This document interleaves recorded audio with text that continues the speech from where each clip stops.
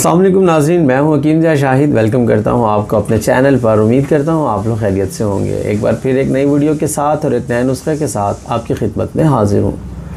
आज हम बात करेंगे मिर्गी के हवाले से।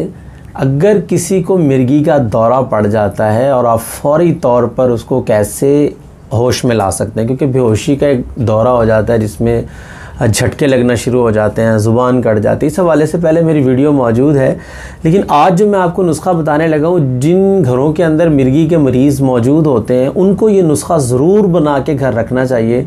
अल्लाह ना करे कभी भी किसी भी टाइम जिस बच्चे को या किसी बड़े को दौरा पड़ता है तो फ़ौरी तौर पर आपके पास ये घर में महफूज होना चाहिए।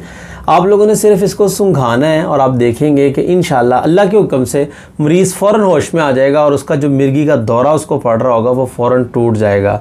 जो फिट्स आते हैं, झटके लगते हैं, ज़ुबान कट जाती है और खून आना शुरू हो जाता है मुंह से, तो ये सारे सिम्टम्स होते हैं मिर्गी वालों के साथ।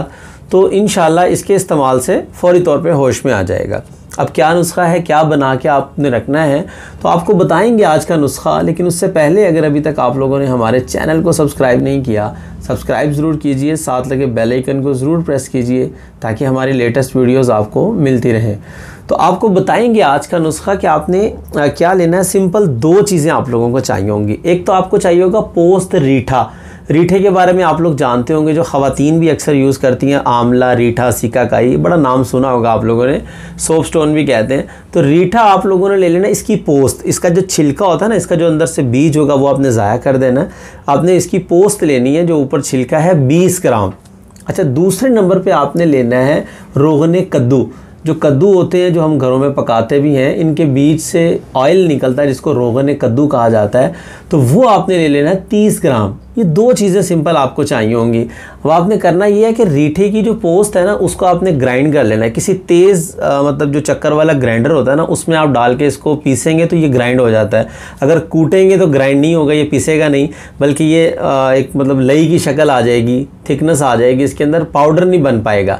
तो इसलिए इसको छोटे छोटे टुकड़े कर लें, किसी ग्राइंडर में डाल के थोड़ा सा चलाएंगे तो इंशाल्लाह ये पाउडर बन जाएगा।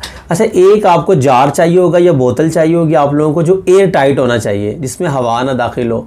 तो आप छोटी सी कोई बोतल शीशे की ढूंढ लें, उसके अंदर आपने 30 ml जो आपके पास रोगन कद्दू है वो डाल देना है, और 20 ग्राम जो आपने रीठे का पाउडर किया होगा पोस्त का, वो आपने उसमें शामिल करके उसको अच्छे तरीके से मिक्स करके उसका ढक्कन बंद कर देना है। तो आपकी दवा जो है ये तैयार हो गई है।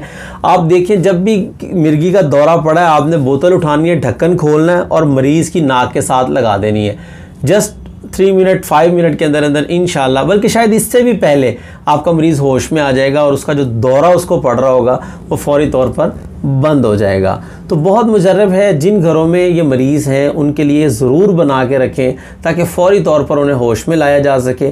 और जो इलाज है उनका ऑलरेडी पहले भी 1-2 वीडियो मौजूद हैं। मज़ीद इंशाल्लाह मैं जितने भी अच्छे नुस्खा जात हो सके मुझसे, जो बात तजर्बे से गुज़री वो आप लोगों के साथ शेयर करता रहूँगा। तो उम्मीद करता हूँ आज की वीडियो आपको पसंद आई होगी। अगर वीडियो पसंद आए तो लाइक कर दीजिएगा, शेयर कर दीजिएगा, ताकि आपके साथ साथ बहुत सारे लोगों का फ़ायदा होता रहे। तो आज के लिए इतना ही था। मिलते हैं किसी अगली वीडियो में। हकीम ज़ा शाहिद को इजाज़त दीजिए। अल्लाह हाफिज़।